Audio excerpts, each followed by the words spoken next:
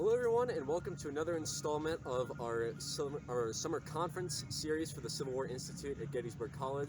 I'm Thompson Dasher. I'm a fellow with the Civil War Institute. Today I'm going to be speaking with one of our featured historians for the conference, Dr. Carol Reardon, and she will be leading a roundtable discussion on Friday, June 11th at 6:30 p.m. called Picketts Charge in History and Memory. This, I'm assuming, is based off of your book, Picketts Charge in History and Memory. It is. So, before we get into that, just a little about you. How did you get into Civil War history, and specifically memory exactly? Well, I got into Civil War history mostly because I blundered into it. I think most of us just have that aha moment when all of a sudden it comes together for us. And for me, I don't know exactly what it was, but as early as second grade, I was interested in the Battle of Gettysburg specifically. I'm from Pittsburgh originally. This was the closest site. And so it brought me here as by the time I was in fourth grade, I'd already been here twice. And I wrote my first term paper about Gettysburg. It was a page and a half long. But when you're in second or third grade and you turn that into a teacher, it kind of knocks them out. And I think the positive feedback from that was one of the things that sort of headed me in this direction.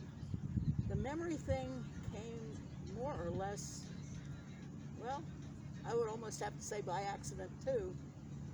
When I first got into history, my background, I was a biology major. My bachelor's degree is in biology.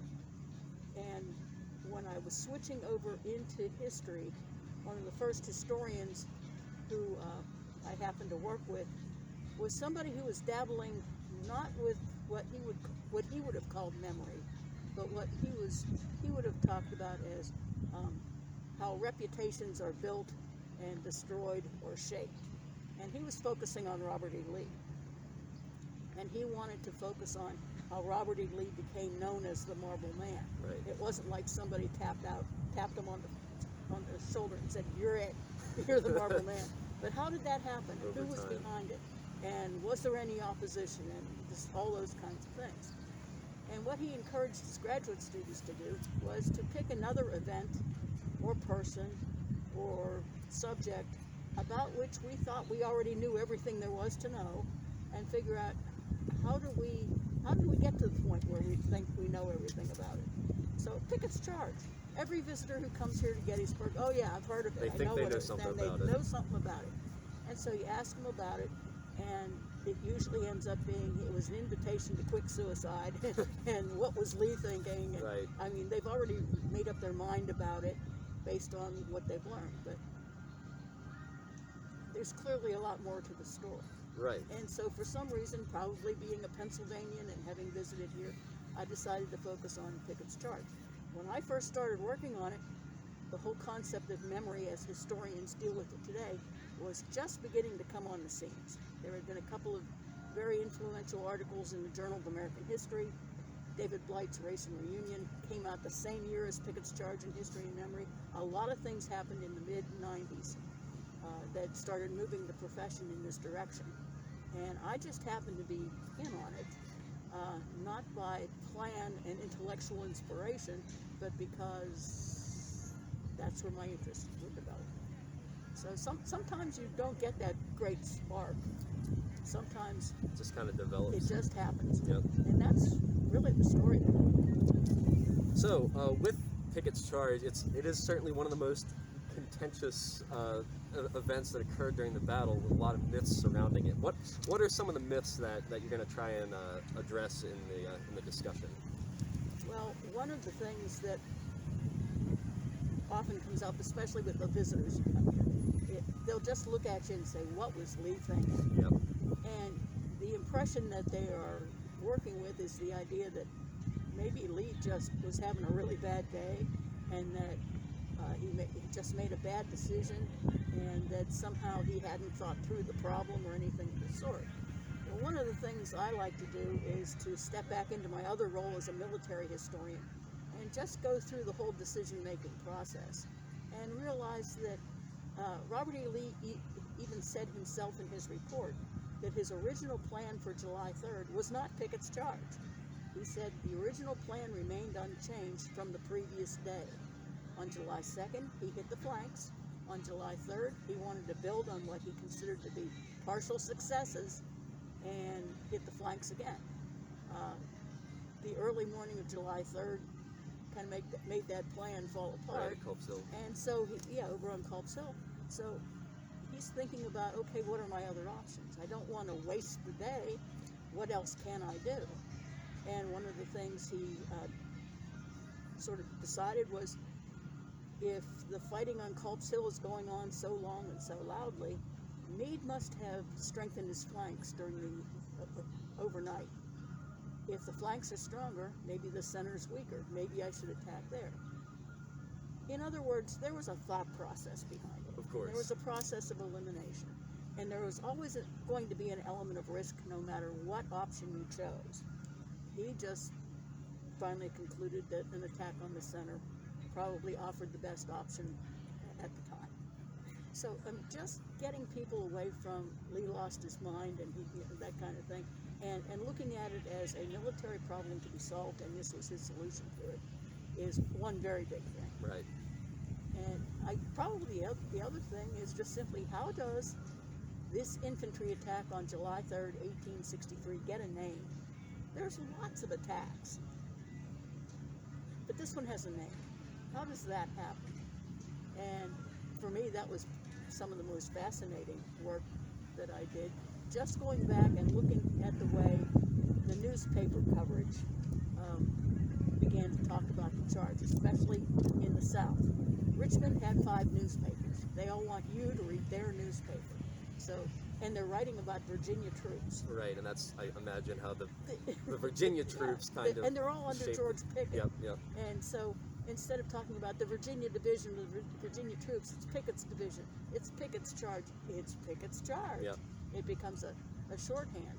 And there were a lot of other troops involved from other states, but we're more interested in Virginians, so we're going to write about Virginians. And then those other guys. Yep. And so later on, when the historians or even the Northerners and everybody else wants to write about it, and they go back and check the closest sources from the Richmond newspapers, they see Pickett's Charge. Ta-da, we got a title. But just watching that unfold and see how you can go from just a plain old ordinary infantry attack into Pickett's Charge, it's kind of fun to see. Right, and I did get a chance to read a little bit of your book, and there's a quote I pulled I really like, and it kind of relates to that. From the time the battle smoke cleared, Pickett's Charge took on this kind of chameleon-like aspect.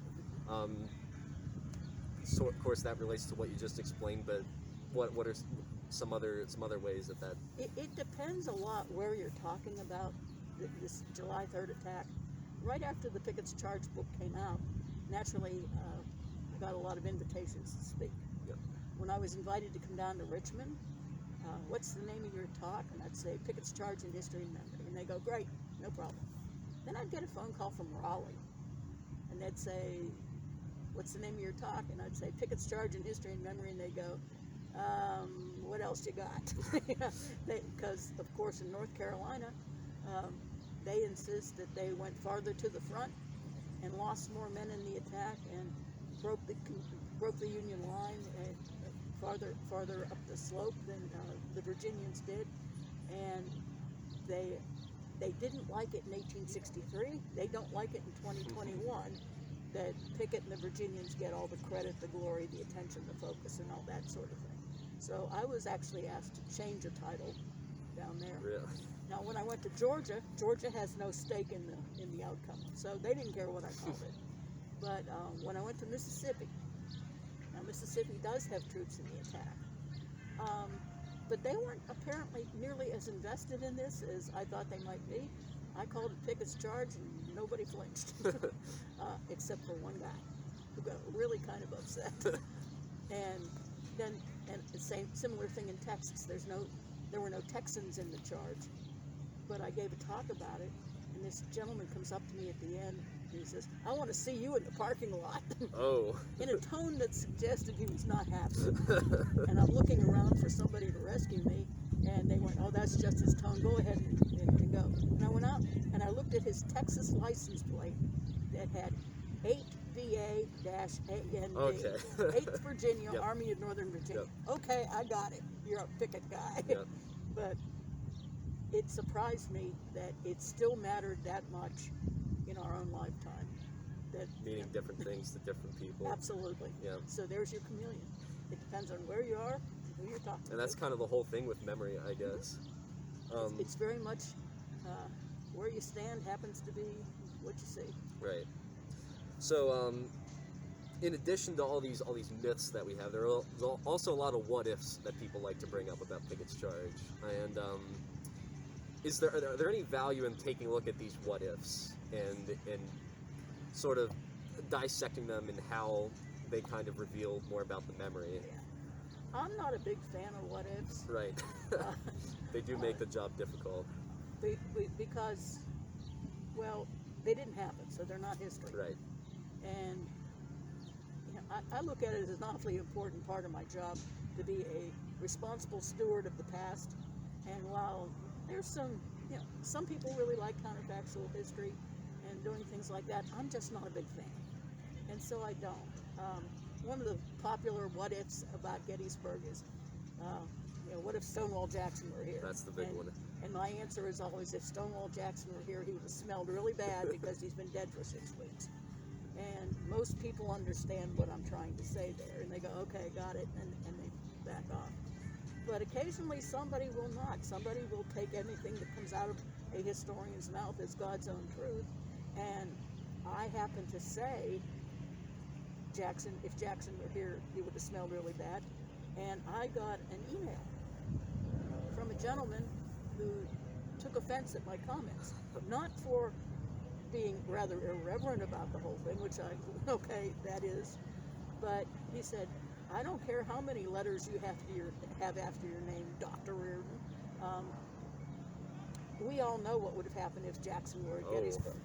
He would have taken Culp's Hill on the night of the 1st. The Union line would have been broken. The Army of the Potomac would have retreated. The Confederates would have followed up.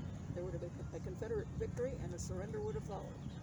So there. But he knew. And so